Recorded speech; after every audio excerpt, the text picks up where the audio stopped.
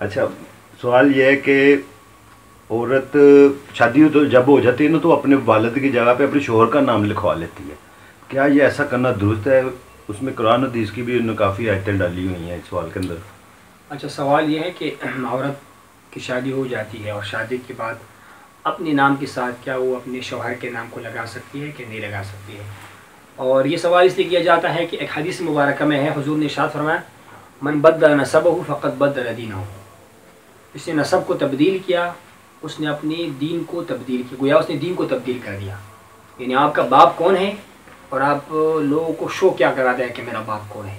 تو اس کے اتنی بڑی سزا ہے اور اتنا بڑا جو ہے جرم ہے، جسے بندہ اپنی دین کو تبدیل کرے۔ اسلام آپ کے پاس ہے اور آپ اسلام کو چھوڑ کسی اور دین کو چوز کر لیتے ہیں، معاذ اللہ۔ اور ایک روایت میں یہ ہے کہ من ادعی الی غیر ابیہ، جو اپنے آپ کو اپنے باپ کے علاوہ کسی اور کی طرف منسوب کرے، اس کے لیے یہ سزا ہے، اس پر لعنت ہے، وغیرہ وغیرہ۔ اس طرح کئی احادیث مبارکہ میں یہ بات آ چکی ہے۔ اس کی بیک گراؤنڈ کو دیکھنا چاہیے۔ اس زمانے میں یہ ہوتا تھا کہ بالعموم لوگ لڑکوں کو پالا کرتے تھے، یہ میرا بیٹا ہے، تو وہ اس کا اپنا بیٹا نہیں ہوتا تھا، جس کو لے پالک بیٹا کہتے ہیں، کسی اور کا بیٹا ہوا اس کو ساتھ رکھ لیا، تو مرنے کے بعد مسائل پیدا ہو جاتے تھے۔ وہ کہتا تھا کہ میں تو ان کا اپنا سگا بیٹا ہوں، سگا تو تھا نہیں۔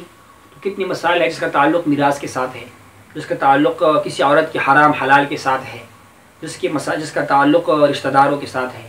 اس کا سگا بھائی زندہ ہوتا اور وہ کسی اور کا بیٹا آ کہتا کہ اس سارا مال میرا ہو گیا، سب کچھ میرا ہو گیا، تو معاملات خراب ہو جاتے تھے۔ اس چیز سے معنات آئی ہے کہ کسی بندے کو حق حاصل نہیں ہے کہ وہ اپنے باپ کے سوا کسی اور کے نام کو لے کر کہے کہ وہ میرا باپ ہے۔ حتیٰ کہ آپ کا جو دادا ہے نا، اس کو قرآن میں اب کا لفظ دیا ہوا ہے، ملت آبا، آپ کے باپ کا ملت جو ابراہیم علیہ السلام۔ لیکن جب آپ پرسنل نام لیں گے نا تو اپنے باپ کا نام ساتھ لکھیں گے، یعنی دادا کا نام ساتھ نہیں لکھیں گے، کسی کو یہ شبہ نہ پڑ جائے کہ یہ اس کا بیٹا ہے، پوتا نہیں ہے۔ اتنے ممانعات آئی ہیں، فقہاء نے بھی اس بات کو لکھا ہوا ہے حدیثوں سے نکال کر۔ لیکن یہ جو سوال ہے کہ کسی عورت کو لے کیا جائز ہے کہ وہ اپنے نام کے ساتھ شادی کے بعد شوہر کا نام لکھے، تو یاد رکھیے گا ادھر جو مقصد تھا وہ نسب کو تبدیل کرنے کا تھا، اپنے باپ کسی اور کو شو کرنا تھا، اور وہ کام غلط تھا۔ یہاں پر کیا ہوتا ہے، یہاں پر مقصد پہچان ہوتی ہے کہ میں شوہر کے نام سے پہچانی جاؤں۔ ہاں، بیوی ہے پاکستان کی، شوہر رہتا ہے انگلینڈ میں، یہاں سے انگلینڈ چلی جاتی ہے۔ انگلینڈ میں کسی کو کیا پتا کہ اس کے باپ کا نام عبدالرحمان صاحب کس طرح کا آدمی ہے؟ وہاں تو لوگ اشرف صاحب کو جانتے ہیں، اگزامپل دے رہا ہوں، جو اس کا شوہر ہے۔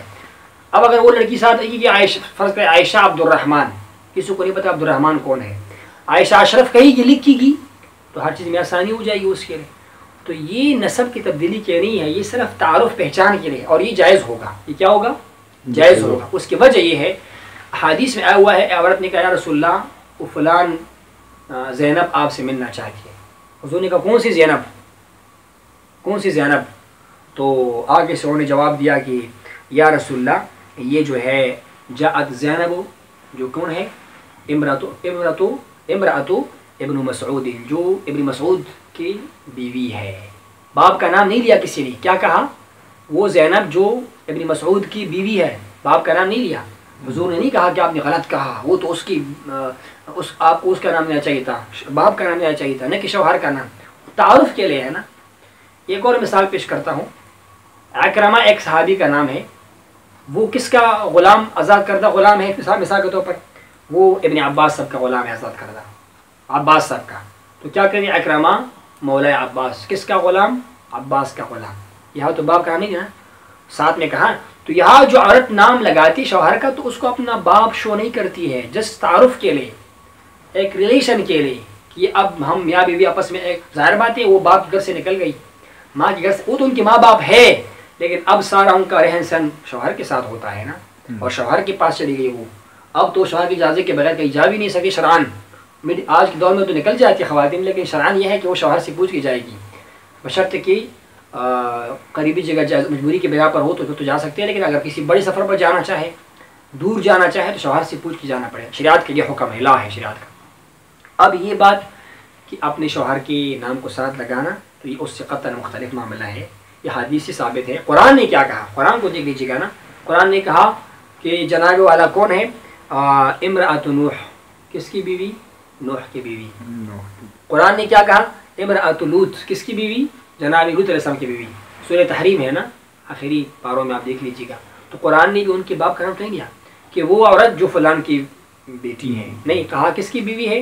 لوط کی بیوی علیہ السلام. کس کی بیوی ہے؟ جناب نوح کی بیوی ہے. یہ دونوں انبیاء کی بیویاں تھی لیکن ایمان نہیں لائی تو ان پر عذاب آیا، تو اللہ نے ان کا تذکرہ فرمایا نا جل جلالہ. تو اس سے معلوم ہوا کہ تعارف کے لیے شوہر کے نام کو ساتھ ملا سکتا ہے، اس میں کوئی قباحت کوئی جو ہے وہ شرعاً، اور اس پر فتوے بھی ہے، علماء دیوبند کے فتوے بھی ہے، علماء بحریر کے فتوے بھی ہے، لہٰذا اس میں ممانعت قطعاً نہیں ہوگی. لیکن فیشن کے بجائے اس میں نیت یہ ہونا چاہیے کہ میرا شوہر کے ساتھ تعلق پکا رہے اور تعارف میں آسانی ہو، نہ کہ بطور فیشن، نہ کہ بطور ایک ڈیزائن جس طرح آج کل کا کلچر بنا ہوا ہے. نیت یہ ہونے چاہیے، تو اس کے رکھنے میں پھر حرج نہیں ہوگا.